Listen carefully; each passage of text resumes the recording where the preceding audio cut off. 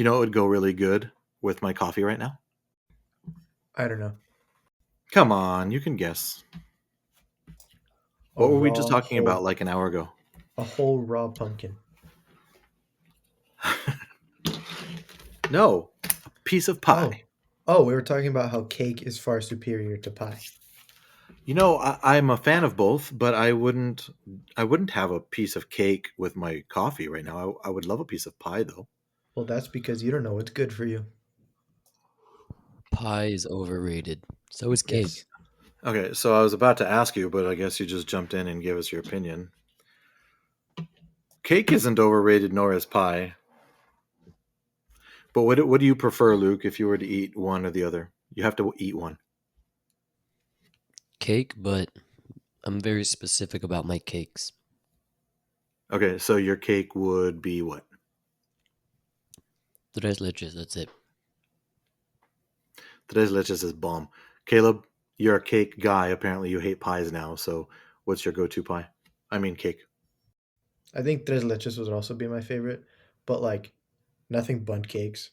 Solid. Is it really? Is that I know it's got cake in the title and stuff, but is it? I feel like it's more like a bread. It's called bundt cakes, not bundt bread. You guys have never seen My Big Fat Greek Wedding, huh? There's a whole joke about a bunt. No, bunt. Ubunt. No, bunt. Ubunt. It's so funny. It's great. Luke, Dad's talking to himself again.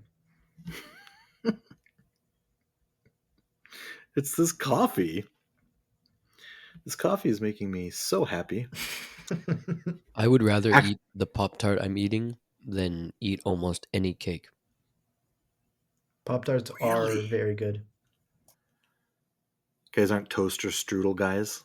You have more Pop-Tarts? No, I literally don't know if I've ever had a toaster strudel. I haven't, and I can confidently say that they're terrible. I get it. Totally get it. Well, I will go back on what I said because I would actually take a piece of Boston cream pie with my coffee right now. And that is... Boston cream pie is just cake. They just call it pie. But it's got pie, too, because there's, I think...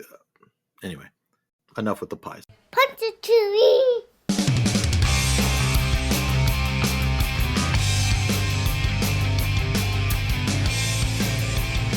What's up, everybody?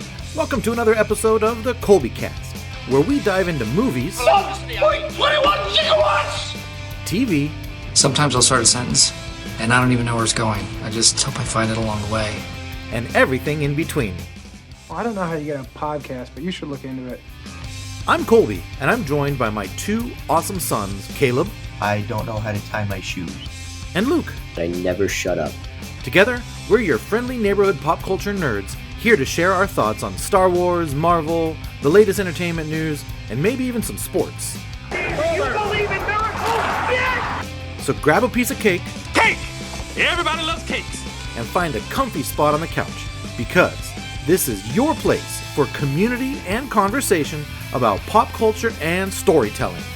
What an incredible smell you've discovered. We're going to do something tonight that has never happened before. Are we going to have like coherent thoughts? Is that what you're going to say? There is no guarantees. Oh, okay, cool. No guarantees. You're gonna set the bar too high. See, I was gonna say 2 bar high. The 2 bar high. So no incoherent speak. Oh, wow, this is going great. Okay, so we are going to do something that we've never done before. We're actually going to go back and talk about a movie we've already recorded an episode about, because that's how good this movie is. Luke and I saw Deadpool and Wolverine like the day it came out. Did we come out that? Like, we saw it Friday night that it came out, right, Luke? Friday night, yeah. Caleb, after much waiting, so much anticipation, we finally did it. You and I, we went and saw Deadpool and Wolverine this past weekend. You got yourself a 64-ounce massive drink that I think you're still drinking. Yeah, this is not a joke. This is legitimately serious. I poured myself half of what was still left after the movie, and I'm sipping on it now, not intentionally, just because it's still here. But it was so good because It was you were very kind good. enough to share a little bit with me, even though I had my wild cherry icy that I always love to get. We had our popcorn, and you had your 64-gallon drink. What was that? You had peace tea or something like that? It was like, Yeah. that's good Oh, stuff. that's good.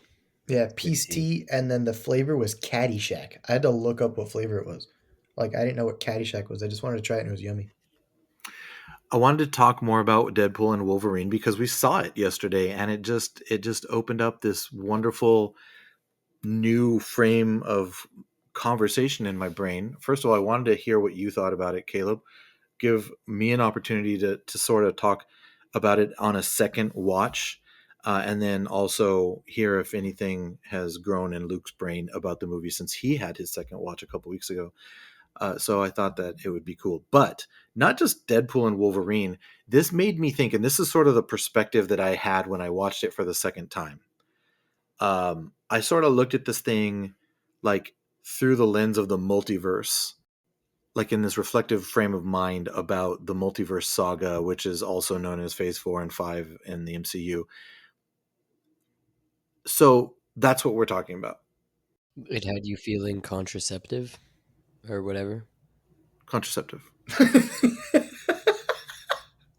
I was not feeling contraceptive, no. You might want to Google what that means. I know what it means. It means like when you get in your thoughts and stuff. Nope. Okay. Mm-hmm. We're going to go with that. We're just going to go with that. So last weekend, like 2 weekends ago, this movie called Alien Romulus came out. I've never seen any of the Alien movies. I know it's very popular. It was number one. It was the movie that knocked Deadpool and Wolverine out of the number one spot. That was 2 weekends ago. But this past weekend, Deadpool and Wolverine actually made it back to the number one spot. In its fifth week, it's still number one. And Alien Romulus dropped to 2. Deadpool and Wolverine made $18.3 million. We contributed to that, I'm proud to say, Caleb. And in its fifth week, it's still number one in the. So I still think it's like relevant. So I don't feel bad about talking about this movie again because number one, it's a blast. It's made $1.2 billion worldwide. It's like very high up, like climbing the ladder of highest grossing films ever. It's getting into some rare air. So we're talking about it. But I also did, like I mentioned, want to talk about a little bit how it fits into the Multiverse Saga, where we're at in the Multiverse Saga. We've got some information that has come out in Comic-Con and D23 about, Marvel and that kind of stuff. And, I just felt like talking about Marvel again, which is not something that I can say that I really wanted to do very much over the last year or so. So, yeah, Caleb, Deadpool and Wolverine. What did you think about this movie since this was the first time you saw it? Give us your hot take, and we'll just go full spoiler mode. So if you haven't seen the movie, you're probably the only one right now. So go for it. Go see the movie and then come back and watch. You can listen to our first episode and now this one again too. So Caleb, how'd you like it? I think it was very Deadpool. I think it knew what it wanted to be, and it was exactly that. I think they didn't want to change things too much to avoid continuing down the path of other movies that haven't done as well. I think they wanted to make sure that Deadpool's introduction to Disney was very Deadpool esque. I think they knew who they were and just dove in headfirst off of a 500-foot cliff. And I can't even complain about it because it didn't move the needle, did it? Like, actually, am I wrong? Yes and no. I don't know. Luke, do you think it moved the needle like in a bigger sense? I think in the sense that it brought Hugh Jackman back into that role, that moves the needle a lot, especially because they left the door wide open for him to come back, especially with the jokes about him doing it till he's 90. Yeah, those are But great. I don't know. It can move the needle if they want it to, and if they don't want it to, then it won't. That's the way that I am thinking about it.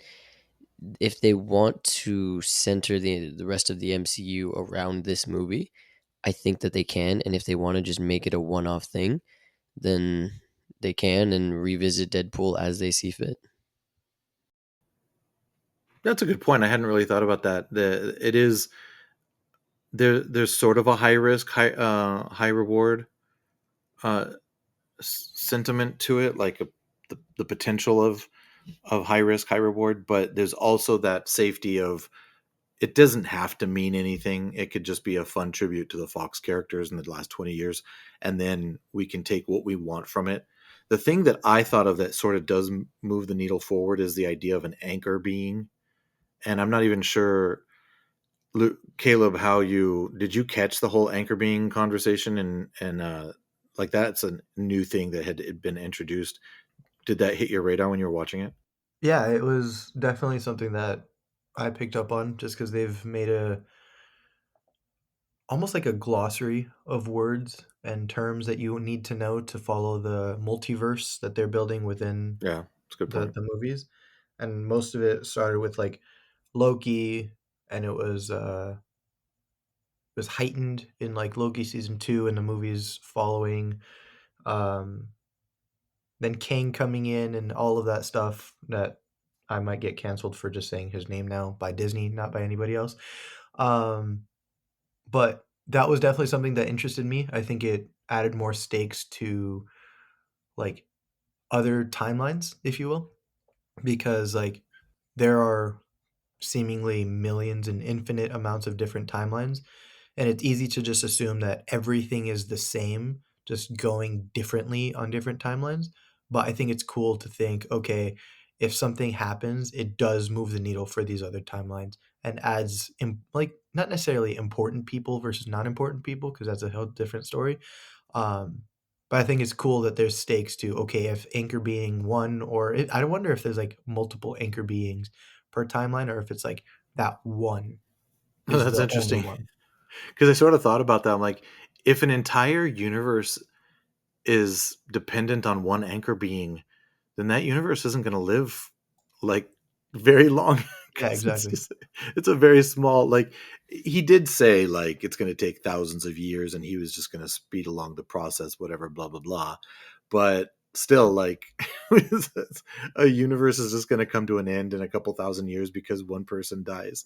But I'm actually wondering, in real life, in our version of the simulation here that we're speaking in, who is our anchor being and why is it Keanu Reeves? Topo Gijo.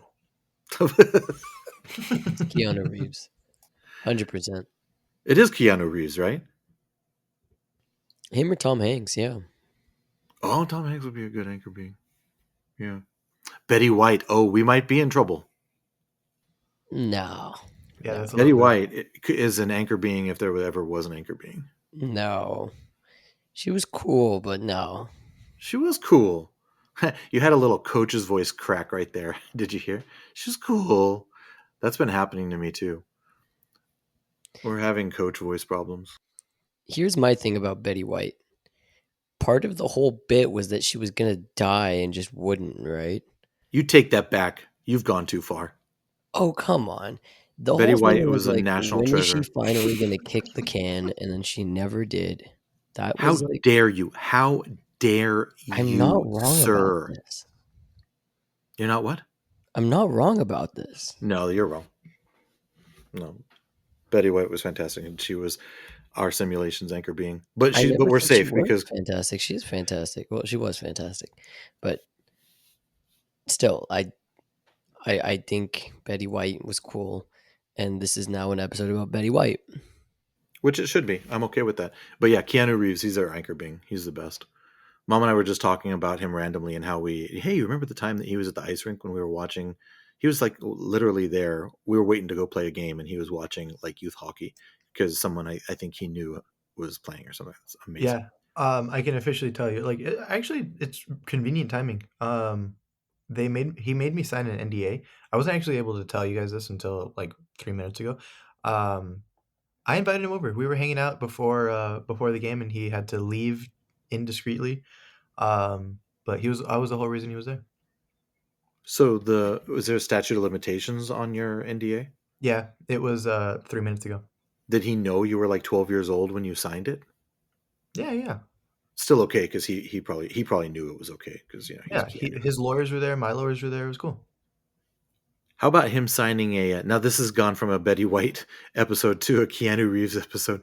How about him signing a 1-day contract with the Windsor Spitfires, and then signing a bunch of stuff, and then auctioning it off to the charity, a lot of charities, I should say. He's a goaltender. It's He's the incredible. best. He is salt of the earth. Because of that, a bunch of people were bringing up different stories, and one of the things that I learned was in like the latter half of Tom Brady's career, he had 2 stalls. He had one stall that he would get dressed in, and then the stall next to him, whether it was right and or left, is uh, a moot point, where It's a everybody on their staff, moo point. um, where staff or whoever on the team that he was on, whether it was the Patriots or the Buccaneers, would leave memorabilia that they wanted him to sign in his stall. And sometimes it was a mountain high, sometimes it was just a piece of paper. But regardless of what it was, before he left the arena that day, he would sign every single thing. Wow, pretty cool. It's pretty cool. I mean, that stuff takes time. Luke, could you score a goal on Keanu Reeves if he got fully equipped and stood in net? Could you score a goal on him? I would sure hope so. He's like well into his 50s, no? So what? I just I think that if I couldn't score a goal on him, I would have to reevaluate the past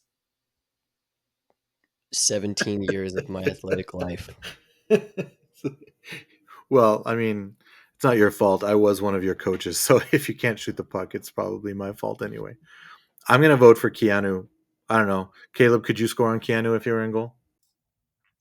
I mean, Um, you are a goaltender, so I think maybe. I wouldn't. I would say 50-50. If he's on the ice consistently, no. If the last time he was in an ice rink was this little publicity thing, then yeah. we've gotten way off track, and I'm so proud of us. I love the fact that we That's the have. best. I could not score a goal on Keanu Reeves. I guarantee it. I couldn't. But then again, I'm not very good at hockey. So let's get back to Anger Beings and Deadpool and Wolverine. Did you have any other thoughts that you would like to share about? Like, what were some of the things that you thought were funny? Or was there a favorite cameo or a fight scene or something like that in your experience of the movie? I really enjoyed the cameo of as ugly and hideous as it was, Dogpool. That was hilarious.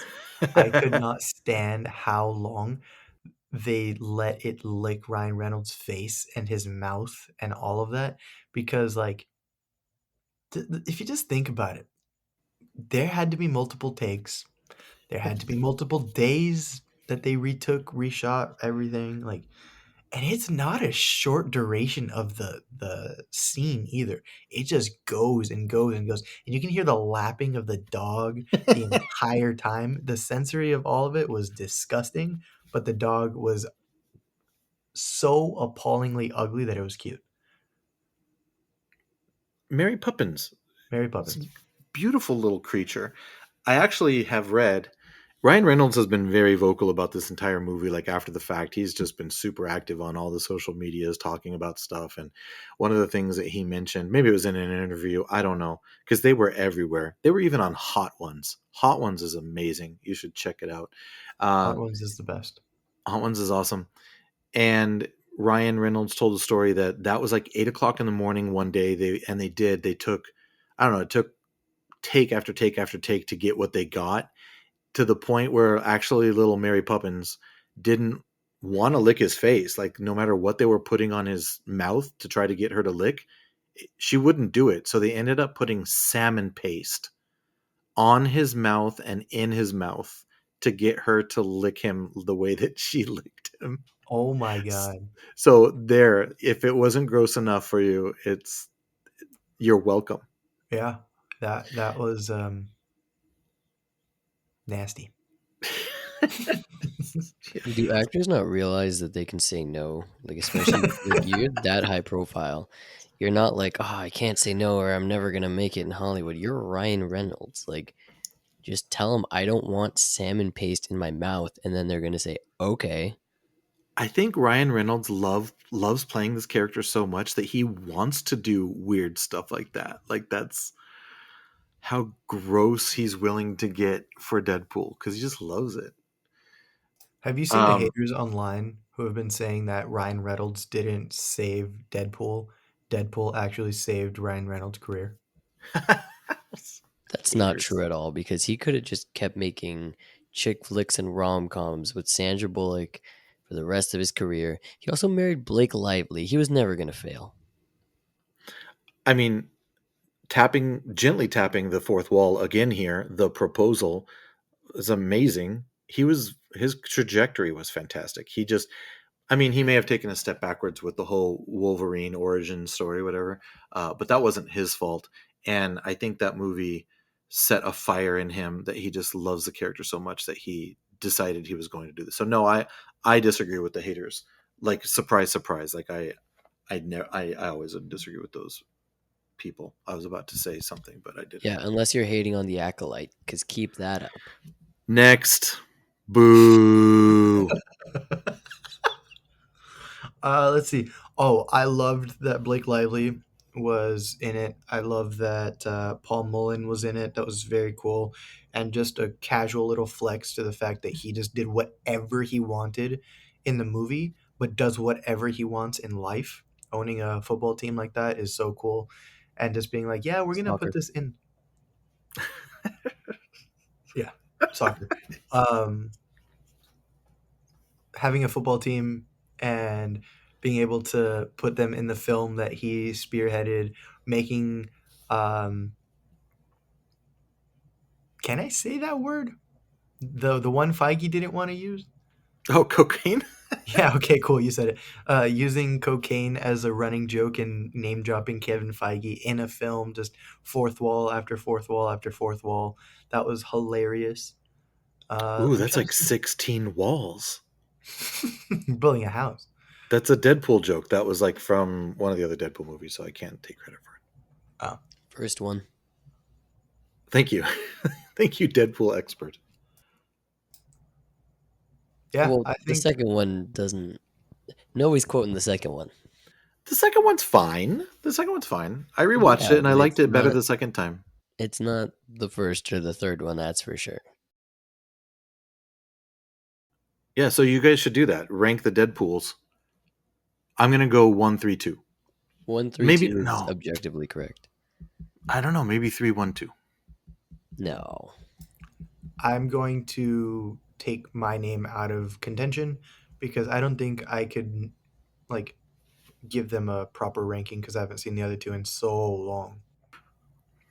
It's a very valid point. I rewatched them in preparation for the movie, so I can say the Deadpool 2 is better than I remembered it being. Deadpool 1 holds up, and I'm not even sure we can call this Deadpool 3 because it's probably more like Deadpool and Wolverine. Maybe we'll get a Deadpool 3. Deadpool and Wolverine 1. Deadpool and Wolverine 1. Because, yes, Hugh Jackman is going to do it till he's 90. I have to tell you that one of the things that I was confused about, and Luke, I'd like to hear if this happened to you when you watched it for the second time, and Caleb, I'd like to hear if this was something that you were confused about or you didn't care. But the whole him meeting Happy Hogan in the office, wanting to be an Avenger, really sort of tripped me up the first time I saw it because they specifically said that he was in Earth 616, but then his home universe is Earth 10,005, and that's like the X-Men universe with the Fox characters and whatnot. So the first time I had to tell myself, stop worrying about this because the movie is moving so fast that you're gonna get lost and not enjoy yourself if you're hanging yourself up on the whole 616 versus 10,005 thing. So let's go with you first, Caleb. Did that trip you up at all, or did you not care about that? No, that tripped me up too. I forgot that was a question I had and I meant to ask you, but we were so hungry that we didn't really talk like the nitty gritty after we watched the movie together. The other thing that I was confused about was his watch. Okay, I can help you with both of those, but let's hear, Luke, what did you have to say? Did that, your second viewing, did it did it help out with that, or was it not even a thing you were worrying about in the first place? I don't think you did worry too much about it, huh? Not in the first watching, because like you, I was sort of just like, all right, let's just go with it and see where it goes. Because, I mean, there was so much to focus on, from the staples in his head because of his toupee to him being, making fun of Happy Hogan and calling him the chauffeur and all that.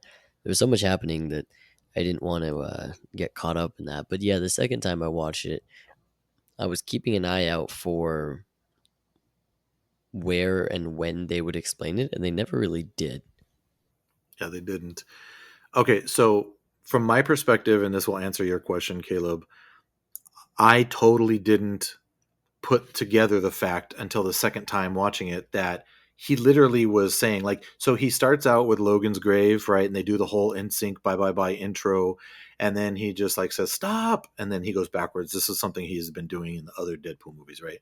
So he sort of starts going down like this happened and this happened and this happened. It's going so fast. Like it was really going quickly. They're just zooming through the first two movies. But then he mentions that he got Cable's watch, went and saved the people that died, including his girlfriend, and then they showed him actually like turning the watch. So that watch that you had a question about, Caleb, was from Cable.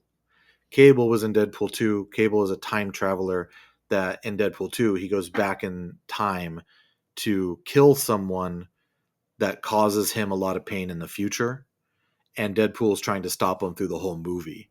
And then by So- the end of that movie, he gets Cable's watch and is able to just sort of like hop around time and space with it. Mhm. And they sort of play it as a joke in Deadpool 2, but that's why he's able to go to Earth 616, because he's able to jump in and out, I guess, of these universes with the watch. And they showed him wearing the watch in the interview with Happy Hogan, which I missed completely in my first viewing. Got it. So Cable's the Terminator.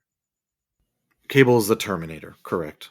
And then Yeah. they made the joke of him not like boding well with focus groups. Like who is Cable? Yeah. Cable is actually the son of Jean Grey and Scott Summers, Was he and in the second one? he was like one of the main antagonists of the second one. Damn, that shows you I don't remember anything about it. It's the same Yeah. character of Thanos. It's Josh Brolin. Is it Yeah, really? the same actor. Yeah, Yeah. That's so funny. he calls him Thanos in Deadpool 2. That's so funny. Yeah. So the short answer to that is it's Cable's watch that allows him to jump through time, et cetera, et cetera. And I guess they used that as an opportunity for him to go to Earth 616 to become an Avenger, which didn't work out, which then leads sort of into the other thing that I was confused about in the first watch of this movie, which was like, what happened between him and um, his girlfriend? Like, I still think that the story point is a little bit weak, but I understand it better now because he was just selfish and didn't have like a commitment to anything. He was just sort of bumping around doing things, and she called him out on it. And I think that's when Cassandra Nova has her fingers in his head. That's when we see that scene, right? When they didn't break up in that scene, but you could clearly see that there was an issue because I guess he just became stagnant because he didn't become an Avenger. Yeah. So I'm like, okay, still sort of a weak story point, but I'll go with it. I understood it better. So I feel like I enjoyed the movie more the second time than I did the first time. And I enjoyed the first one a lot. But I felt like I was able to enjoy it more because, number one, those questions were answered very early in the second rewatch. And then some of the shtick and some of the stuff that I was like sort of ready to get past in the first viewing, I was now anticipating to see again. So I enjoyed it when I got to see it. And the number one thing for me is the Deadpool core fight.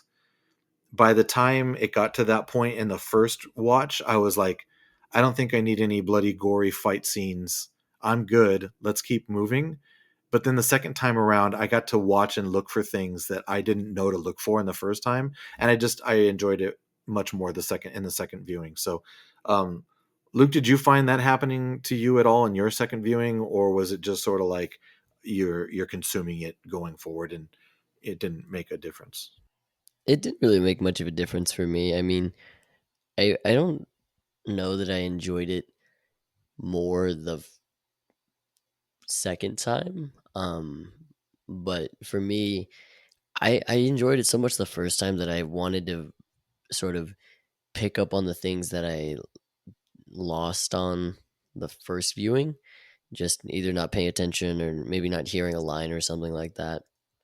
But it aged really well for me. I don't, even looking back at it now, the plot holes that were there, even though they were, pretty substantial, like the going back with the watch and all that stuff, it doesn't bother me because this movie is what it is and it's still strong despite all that.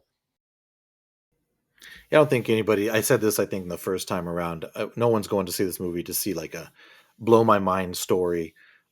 This is all about fun and games, and sort of.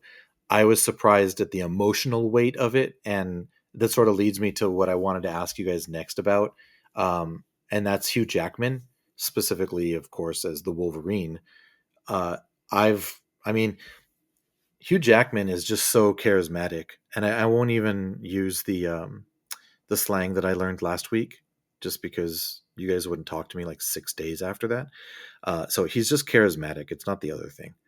But I felt like this, with Hugh Jackman specifically, I felt like this may have been. I'm not sure I can say it's better than Logan, but this is definitely up there with his best performances as the Wolverine. It just seemed to me like he was so sold in and bought in to playing this character That again. one. Maybe, That one. huh? Yep. Bought What's in that for one? sure. Bought Bought in. in for sure. Because he made bank. I guarantee you. Yeah. Didn't they say something about a big bag of Marvel cash? That was one Yeah. of the jokes. I just found him to be so charismatic in this specifically in this movie, and he's been a great Wolverine for the entire time, whether he does it or not. Going forward is remains to be seen. But to me, he's as iconic as the Wolverine as Robert Downey Jr. is to Iron Man, and Chris Evans is to Cap, and all the rest of them. He's like breathing rare air. So, what did you guys think about his aspect of the movie, the Wolverine? I loved it. I It was funny. It didn't feel very different. I understand that this was supposed to be a different Wolverine, but to me, it just felt like they plucked Hugh Jackman from 2006 when he was making all those other Wolverine movies and they plugged him in here. Um, it was tricky to navigate the not disrespecting Logan's legacy or whatever. I think they did that perfectly too. Um, being able to find a way to make it funny, but also get over that hurdle. It's a difficult thing, and I think they knocked the ball out of the park with it. And Hugh Jackman played a big part of that too, because if Hugh Jackman's portrayal was weaker, or if his character wasn't as likable, then people would have been saying that this isn't the Wolverine that we wanted, or the Wolverine that we had before. So part of the reason why that worked is because of how well he did. Would you go as far as to say that he was a huge part of the movie? See, I didn't love that, but I'll take that over the Gen Alpha brain rot. Caleb, how did you like the Wolverine and Hugh Jackman in the movie? I think their dynamic outside of filming is very funny. Like even if it's like a whole shtick that they have, they've done all sorts of like interviews and all that fun stuff. Um, you said they were on Hot Ones, right? Yeah, together. Okay, yeah, I haven't seen it yet. I'll definitely get around to it. But just like clips you see on the internet that have gone like viral or just been on the internet have been a lot of fun, and it doesn't feel any different on screen. I feel like they could have the deep conversations they have in the movie outside of the movie, and I feel like they're just like two best friends that are making so much money off of this movie who are just bought into their roles. I thought it was a lot of fun. I thought it was a lot of creative ways to go about it. Most of the action was really them fighting each other. That's true. That's true. What did you think about that the Honda Odyssey fight? I thought it was cool. I think it was the equivalent of like a Netflix hallway fight. I feel like they could do that for like Disney could make it just like small confines fighting. Like there's things I've seen that have gone viral where it's like telephone booth boxing. Like you're inside of a telephone booth and these Yeah, people are boxing each other. I feel like that would be that's fun cool. to see. And that was the equivalent of what we saw for Deadpool and Wolverine. Uh, I couldn't help but think of people had like issues with the Barbie movie having like a whole Chevy commercial in the middle of it. Like that's how I felt when they were like talking about like the Kia and the Honda Odyssey, and I'm just Oh, thinking right. like, yeah, they're making so much money because the companies are paying to have their brand being just blown up on this big screen. Yeah, I guess it could have been anything, but I just thought Yeah, I drive a Honda, so I think it's sort of funny that they make fun of Hondas. But it worked for me. Like instead of just some like rampant product placement, everything in this movie is so tongue in cheek that it's just a funny joke. Um, One of the things that I found on the second viewing, and maybe this is me just putting a commercial out there for everybody to go see this movie again in theaters before it leaves. I mean, I don't know how much longer it's going to be around, but I think I'd love to know people that have seen it twice, um, what effect that it has on them. Like if it's more enjoyable, like it was for me, or if it's the same or less. But one of the things that I found even more engaging in the second run than it was in the first run was the ending. The ending scene where like Ryan Reynolds takes off the Deadpool mask, which I really wished he would have had it on even more in this movie. He had it on surprisingly a lot, but I mean, the staples and the little tufts of hair are just they're just tough to look at. it was But definitely a choice letting those stay on the entire time. the whole time, but when Wolverine's about to go into that door, like they're trying to figure out who's going to go in there, and because of Paradox, being mistaken, he did say like whoever goes in there is going to die because we're talking about antimatter and blah blah blah. So you're thinking like, wait a minute, is this really true? At least I was, and I'm not the most sophisticated viewer out there. I get it, but like I'm like, hold on a second, are they actually going to kill Wolverine so that Hugh Jackman doesn't have to keep doing these workouts? So when Ryan Reynolds or when Deadpool looks at Wolverine and says like what he says, which is I waited a long time for this team up. You're the best Wolverine. To me, I saw Ryan Reynolds saying that to Hugh Jackman, not Deadpool saying it to Wolverine. Oh, for I sure. just and I loved it. I ate it up. It was to me so emotional and had so much heart. It just had so much heart. So did that, you know, you say for sure, Caleb, but I mean, how did that work for you guys as far as we've been through 2 hours of just gore and crass and all these, jokes that 12-year-old Colby was just loving and eating up. But then we have this actual moment of like endearment. How did that work for you guys? To be honest with you, nah, it didn't do much. I, It I was just didn't. whatever. I just maybe it was because I knew like this. By that point, I had already known the movie was gonna do well. You just sort of feel it, right? When you see a movie that good, you're just like, yeah, this is what people are going to pay a lot of money to see. So I knew that this wasn't going to be the last time we were going to see them.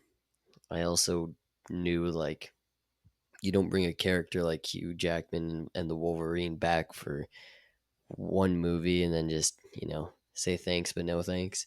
So it didn't have the stakes for me.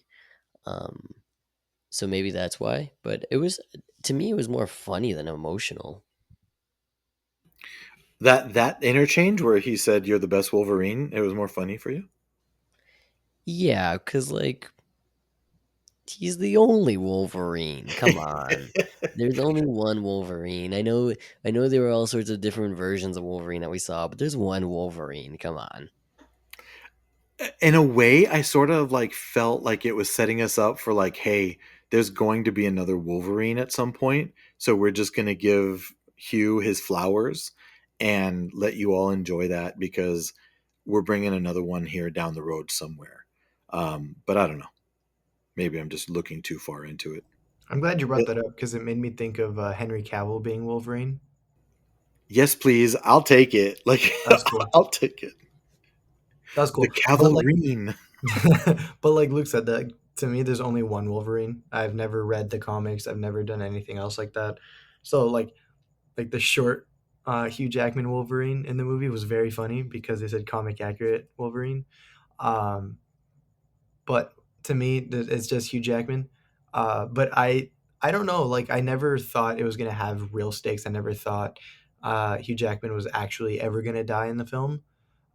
Because one, we've seen him die once as Wolverine already. I don't think they would put that through us twice. That's a good point. That's a good point. Yeah.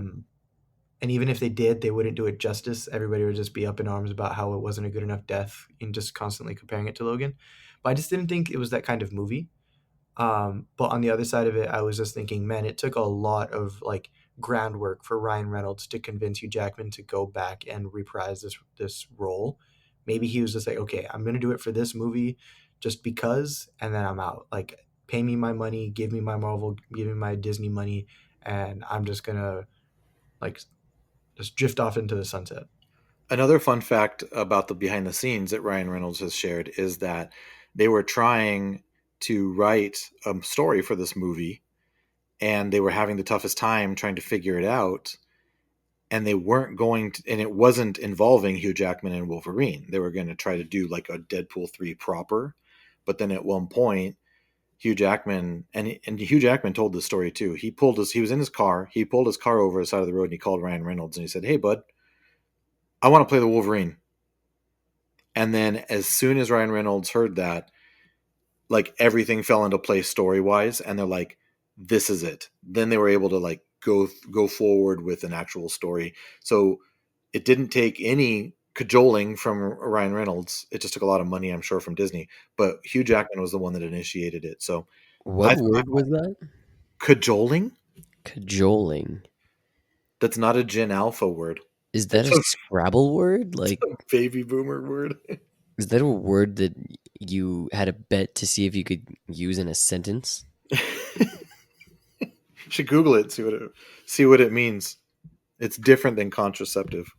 I can use context clues. I'll figure it out. Hey. So where does this movie fit in? Unless you guys have any final thoughts about the movie specifically, I want to bring in the multiverse angle. Where does this movie fit in the multiverse saga? Because technically it's part of it. It is a multiverse movie. There's a lot of stories that we've been given that are not multiverse stories. So we don't have to compare it maybe necessarily to like the Falcon and Winter Soldier or something like that. But we definitely have multiverse stories like Loki, like What If you want to include that. You've got Spider-Man No Way Home, of course, the one with it actually in the title, Doctor Strange in the Multiverse of Madness. There's an element of the multiverse in the Marvels, but I don't think you guys have even seen the Marvels, so you can't compare it. But yeah, those like actual Quantumania, of course. We're But those not the actual only ones who didn't see it.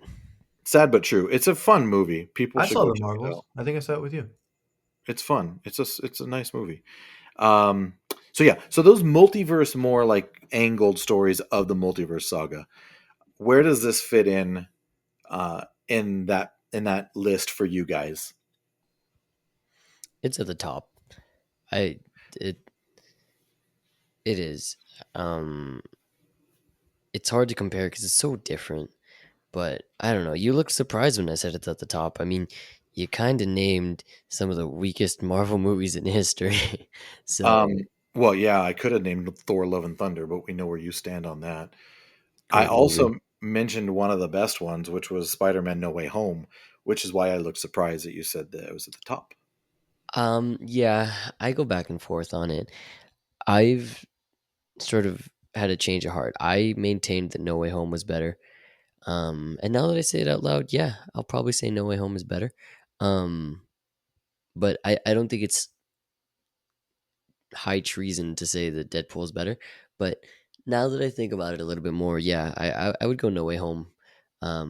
But I I don't think there's anything wrong with saying Deadpool's better because it's so different. They're completely different movies. I wouldn't say there's a single thing that's similar because No Way Home, even though it's a Spider-Man movie, it is not fun or lighthearted almost in the slightest. It's a That's very true. heavy and deep movie. Yeah. Um, even the different timelines and stuff that they show, they have nothing to do with each other. One is completely separate from Loki, and one is completely involved in Loki. Um, but I mean, I think those are the two heavy hitters. But I would take No Way Home, but I wouldn't see a problem with Deadpool at number one. You mentioned Loki, and I know that you're a big Loki fan. How does it hold up against Loki season 1 and season 2 as far as the multiverse story? It's hard to compare a show to a movie. And also the tones, like the tones are completely Completely different. different tones too. Um, and I think the even harder part is trying to separate them when you cannot get Deadpool without Loki, right? Um, I still think Loki season one was stronger than Loki season two, but I would probably take Deadpool over Loki season one just because of how different it is. They're both very different than other Marvel projects that we've gotten, but you do not get 150 F bombs in Loki the way you do in Deadpool. It's true.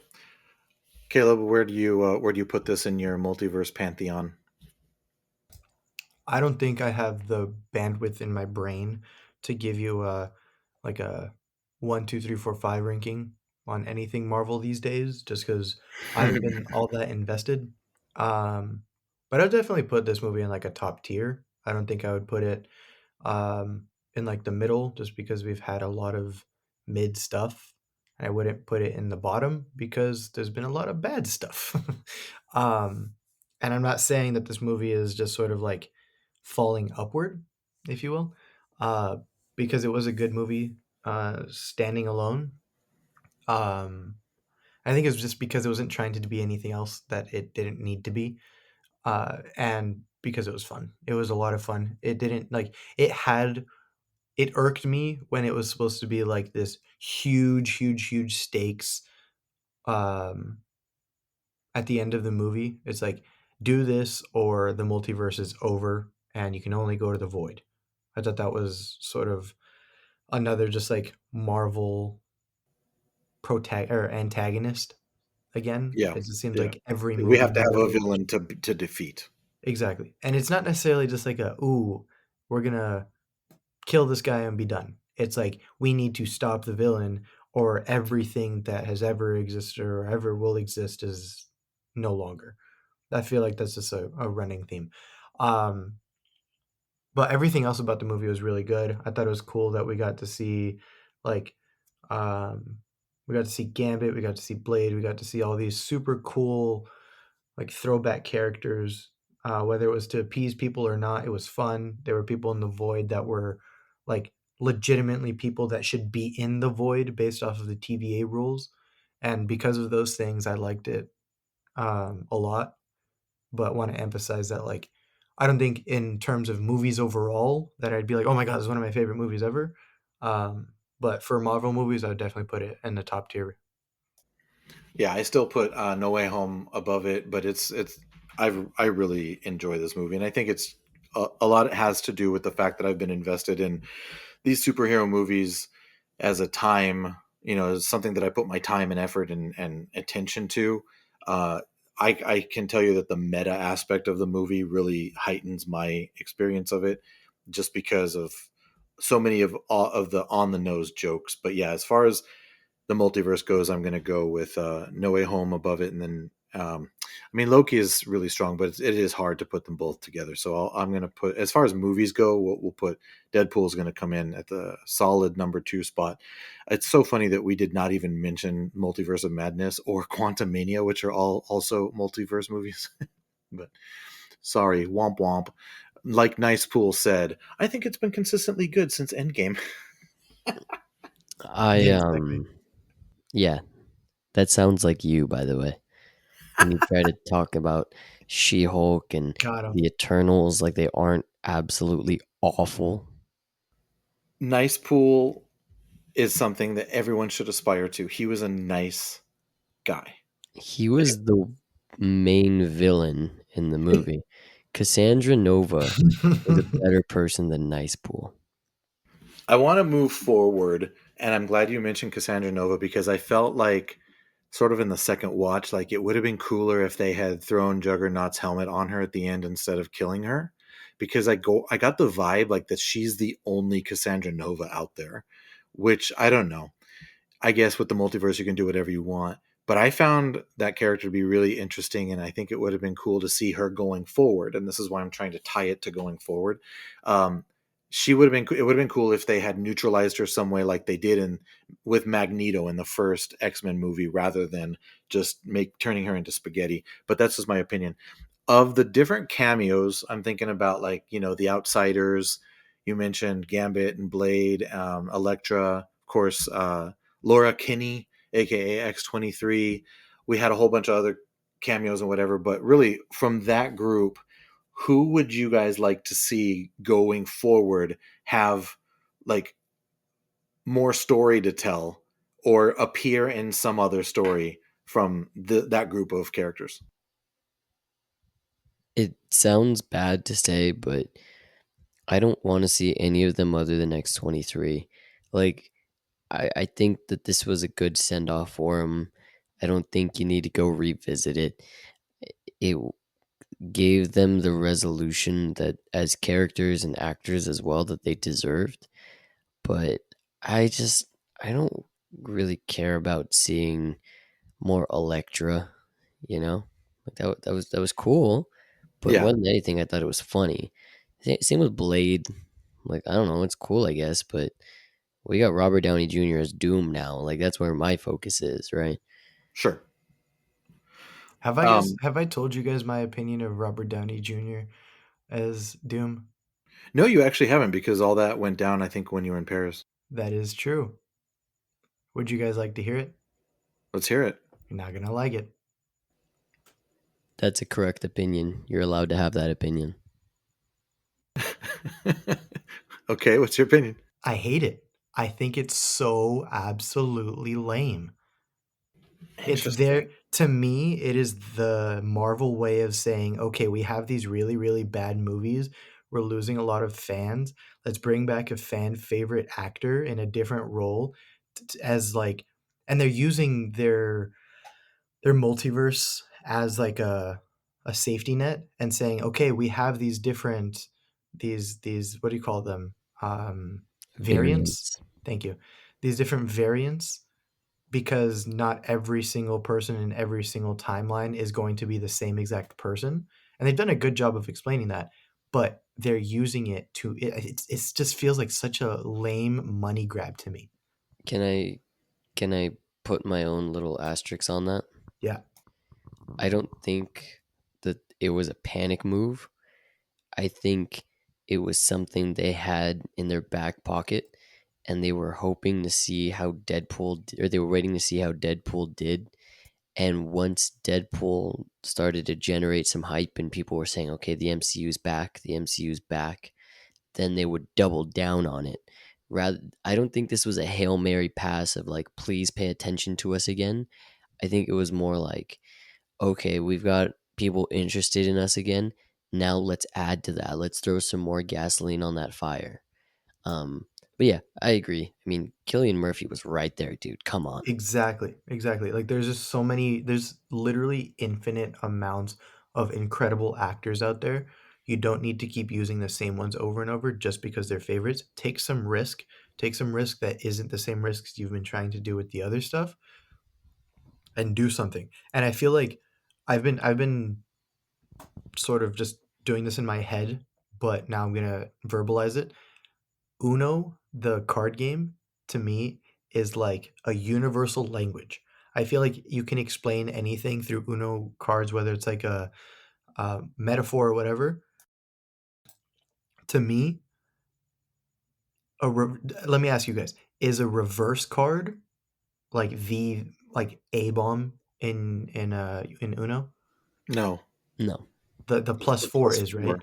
Yeah. Absolutely. To me, this was their equivalent, Marvel's equivalent of a reverse card, not a A bomb, and not a plus 4, because they Oh, needed safe something. choice. Exactly. It was a safe choice. It was something to appease the people, not necessarily showing desperation of any kind, but like you didn't need to do that.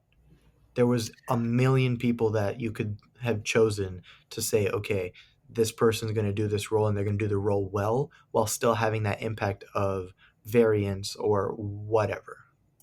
I don't disagree with anything that you guys said because it's so funny because I mean you were gone for so long. We have these are conversations that we were having around the house, right, Luke? And Yeah. and yeah, it was so long ago. It seems like so long ago. It really wasn't long ago, but I've told this story. I was sitting on the couch scrolling through Twitter as Comic-Con was going on, and it was getting later and later in the evening, and then that dropped. And I was going through like the whole Comic-Con panel, whatever, blah blah. They did some stuff with all kinds of stuff, but it got to this and I'm like, oh, this is somebody's playing a joke. Like, what is this? I was met with confusion first, and then I sort of went through the gamut of what you were talking about, Caleb, which is like, oh, this is them playing it safe, this is bringing back a known quantity. But I also think the more that I've sat with it, I think that this is a bigger risk than it is a safety move because of the type of opinion that is out there that you just expressed, that both of you just expressed.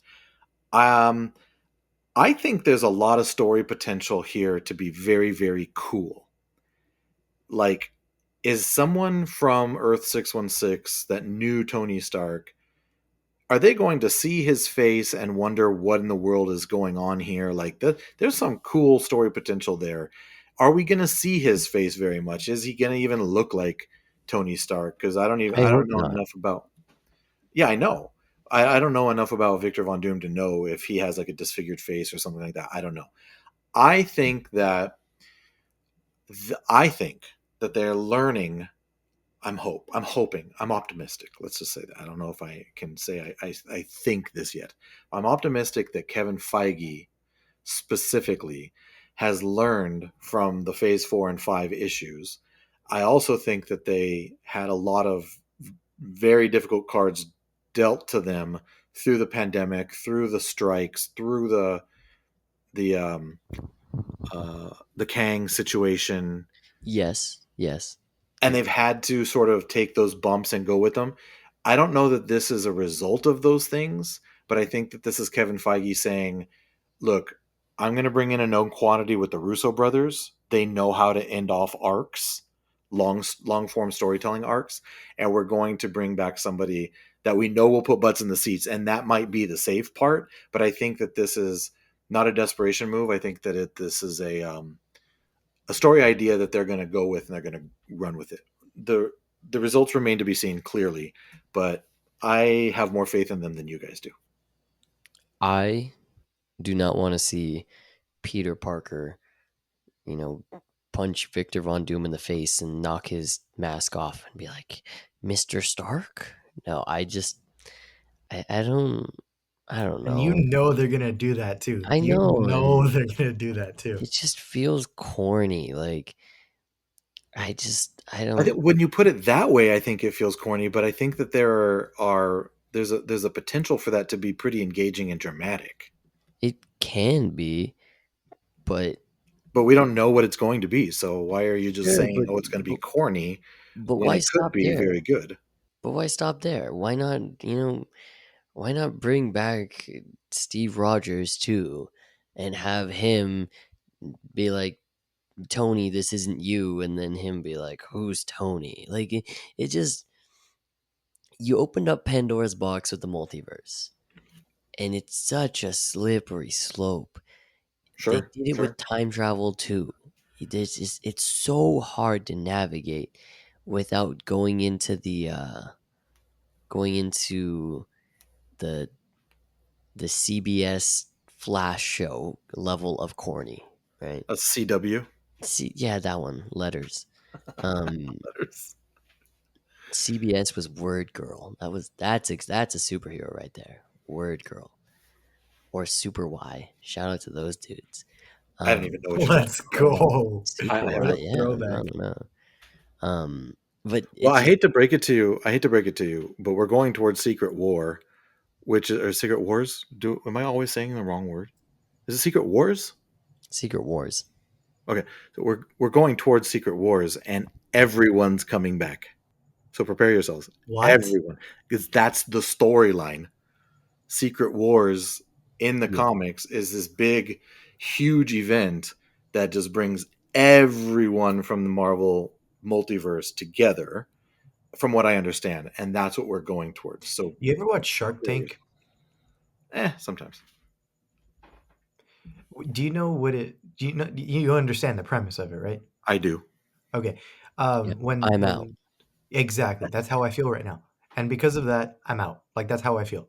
I'm Okay, just well then just erase that from your memory bank. I'm gonna Men in no, Black right here. Pink. no. Okay. Look Can at I the light. Pink. can I go on a mini rant even though I've gone on like 5 already? Let's do it. The big bad in Marvel is Galactus. It is. It's not Thanos. It's Galactus. That is how it goes in the comics. Yeah. Now, I remember with America, what was her last name? Chavez? Chavez. Yeah. With America Chavez, when they said that she was the only one in the entire multiverse, the first thing I thought of was, well, no, because Galactus is the only one in the multiverse. And he goes around eating multiverses. That's his thing. But then they did that, and I was like, okay, well, maybe they're just not going to do Galactus. But to me, all this stuff, Secret Wars, Doctor Doom is him, Thanos, and Galactus are probably the biggest Marvel villains, right? As far as like, world ending ability. Not in popularity, but just like in sheer power. You're getting Doctor Doom, and I don't think that they're bringing Tony Stark, Robert Downey Jr., so that he can go do 10 years worth of movies as Victor Von Doom. I I don't know that you do that because if you have his tenure as long as it was for Iron Man, then Iron Man just objectively means less. Even though I think they're already kind of doing that, making him Doctor Doom. But the big bad here is Galactus. I think that's eventually where we're going toward, especially with the integration of the Fantastic Four and X-Men and all that stuff. Now, I think the way that that sort of ties in to all that is Galactus should be the North Star of this MCU. And I don't know if you go into that the way they did with Thanos, where it was sort of just getting bigger and bigger and stronger. And then they got to Thanos, and that was like they had set everything up perfectly as far as like actors in their age so that they could play whatever character to a T or whatever like that, or just the popularity and how Marvel had become a household name by then. If that is what they're trying to do with getting Deadpool involved with the MCU, with Robert Downey Jr. being Victor Von Doom, if that's what they're trying to do to get us to Galactus eventually, then I think that's the only way it makes sense. Because other than that, it just sort of feels like the blind leading the blind. Well, I think they are working towards Galactus because you've got the Fantastic Four is coming out in less than a year. Next July is going to be the Fantastic Four. They're filming it, so and I do believe that I mean Galactus is a Fantastic Four villain, right? So the potential for them to introduce that character is definitely there with the movie coming out. Time will tell. We won't know. But you've got Victor Von Doom and Galactus that could be in play. Well, definitely Victor Von Doom is going to be in play. I don't know if he's going to be in Fantastic Four or not. But yeah, Galactus is definitely on the table, I would think, because of the Fantastic Four coming along. So I hear everything that you're saying. I just think that you guys should approach it with more hope and optimism. But that's probably a Colby trait, not a Caleb and Luke trait. I don't know. That is not what I will be doing. But Luke, I don't mean to dance on your stumble, but it's exactly my point. Robert Downey Jr. is Iron Man. Like, he's one of the few people in the entire history of cinema, whether it's TV shows, shorts, whatever, that plays himself in a movie and everybody sees Iron Man and expects the mask to come up and see I did it again, and see Robert Downey Jr. I don't see him as a villain.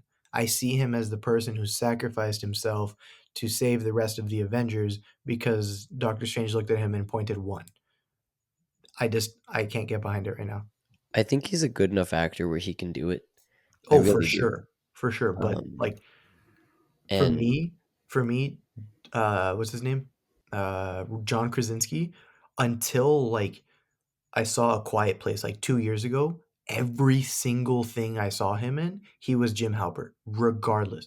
And then I saw him in A Quiet Place, and he just did such a great job with that I was like, okay, you have, and that's not to say he's a bad actor. He was just so iconic in that role. That's how I feel, and I'm really, really stuck on it with RDJ. and that's fair. But I do think that the Russo brothers know how to steer a story in whatever way they need to. So if they need to steer it in a way that's going to make you, shake that or shake the Robert Downey Jr. is only Iron Man stigma, then I think they can. But I just because you can doesn't mean you should, Exactly. I'm gonna need like a Kobe running through Pau Gasol's chest type level turnaround to see RDJ as Doctor Doom. Well, the way you do it is you have Doctor Doom in his first scene or whatever, just tearing through the Avengers on his world or whatever, and then you're just like, okay, yeah, this is not Tony Stark. Yeah, exactly. Well, I mean, time will tell? Question mark. I think that this sort of kind of approach sort of brings Marvel back into the relevant conversation, because no one was talking about Marvel, and here we are talking about Marvel. So whether it's good press or bad press, we're talking about Marvel again. So we'll see. We'll see. All I know is that my boy Pedro Pascal is involved, and if he's involved, everything's going to be fine. And you all know that is absolutely 100% true. And you should check out his episode of Hot Ones too, because it was pretty good. All right. Well, that was a lot of final thoughts there at the end. Do you guys have anything else, or your brains are empty? Pedro Pascal's in the MCU? He's going to be playing Mr. Fantastic. He is in Fantastic Four. Dog, that was announced like 2 years ago. You were in Europe a month ago. Okay, he was in Paris. I completely forgot. Any final thoughts? Today is, while we were recording, August 26th. So I would like to be the first one to wish all of you a happy Halloween. Yeah. Oh, I completely forgot. I have to share our results of our fictional food draft, because I put all of them in wonderfully designed graphics up on Instagram on the Colby. It was a good graphic. Thanks. And so everybody got to visually check out our fictional food draft meal that we created. And I have to tell you that I am extremely, very super salty about the fact that I got the super salty Krabby Patty and nothing else. I'm still not happy with that. You guys messed everything up. But the results of the poll were as follows. I lost. You guys tied. All right. Right here, right now. Rock, paper, scissors for the winner. Rock, paper, scissors for the winner. Go. You're dark, so I can't even see you. I can't see Luke at all. Rock, paper, scissors, shoot. Oh, I guess Luke wins. Luke and Caleb. Caleb's crying. Yep. Do you guys know what that song is? It's a Van Halen song. Called Caleb's Crying? No, it's actually Jamie's crying, but it goes. Oh, okay. I was gonna say there is no way there's a song called "Caleb's Crying." I did not get bullied about it in high school. Yeah. Even if it was from the 80s? All right, well, thanks everybody for listening. Let us know what you think about this whole conversation. Where are you at with the Multiverse Saga? Do you think it's just going to fade off into oblivion, or do you think they're going to be able to stick the landing with the Russo brothers and RDJ amongst other people? Let us know. You can find us all on the socials. Thank you all for listening. We really appreciate it. So, for Dogpool and for Headpool, this is God's Perfect Idiot, reminding you, I am Victor Von Doom. If you enjoyed this episode, let us know. You can find the Colbycast on Instagram, Threads, and X at the Colbycast. Episodes can also be found on YouTube, so like and subscribe. If you feel so inclined, rate and review our show on your podcatcher of choice. That really helps the show beat the algorithm and helps us find new friends to add to the conversation. If you're wordy, like me, you can send an email to thecolbycast@gmail.com. All music is licensed through Adobe Stock and performed by ProMusic24. This podcast is not endorsed by anyone or anything for that matter. It's intended for entertainment and informational purposes only. All original content of this podcast is the intellectual property of the Colbycast unless otherwise indicated. That'll do, donkey. That'll do.